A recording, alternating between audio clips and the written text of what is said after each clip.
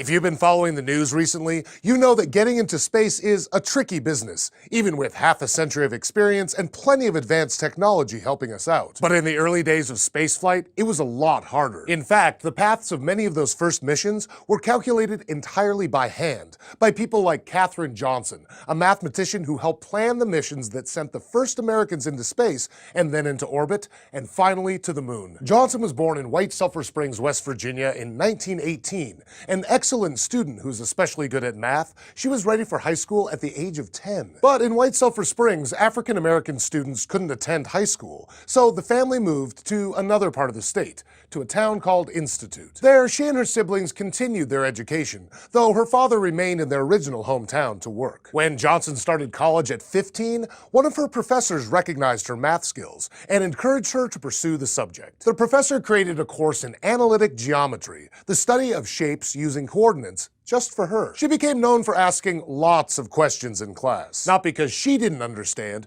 but because she could tell other people didn't even understand enough of what was going on to ask what they needed to know. At 18, Johnson graduated college with degrees in French and mathematics. She'd originally planned to earn a graduate degree too, but when her husband was diagnosed with cancer, she took up teaching to support her family. Later, at a family gathering, a relative mentioned that the National Advisory Committee for Aeronautics, or NACA, the organization that would later become NASA, was looking specifically for African-American women to act as computers. NACA needed these skills to check engineers' calculations in the guidance and navigation department. Her work at NACA started in 1953 as one of those so-called computers in skirts, reading data from the black boxes of airplanes and making calculations based on that data to learn how the flight went. But she still had a lot of questions. How did these calculations work, and why were they so important? She started going to the researchers' meetings to find some answers. Some people protested at first, since women weren't usually invited,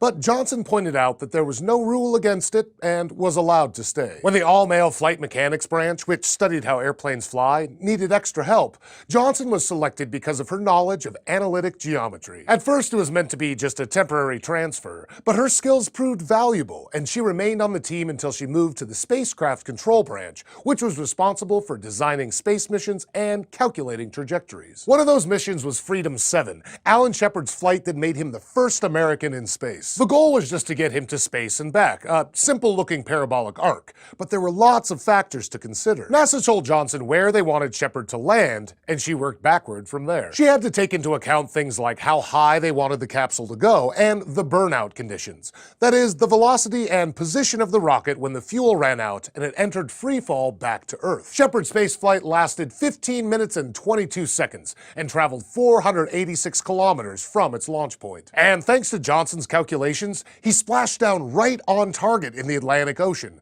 where NASA had a helicopter ready to fish him out. By the time NASA was ready to send John Glenn into orbit, they were using digital computers to do the calculations. But even then, they asked Johnson to confirm the computer's results, planning how Glenn would go from launch to 3 elliptical orbits, then fire rockets to slow himself down and land in the ocean. Johnson went on to contribute to NASA's famous Apollo 11 mission, but this time, the planned endpoint wasn't the ocean. You guessed it, the endpoint was the moon. This presented a whole new set of challenges for calculating the trajectory, because the moon is a moving target, the kind you really don't want to miss. NASA also needed Apollo 11 to land smoothly on the moon, away from cliffs and craters, so the rocket had to leave Earth during a specific launch window, a time when the moon would be orbiting Earth right in the rocket's path. And the trajectory wasn't just a straight shot from the Earth to the moon either.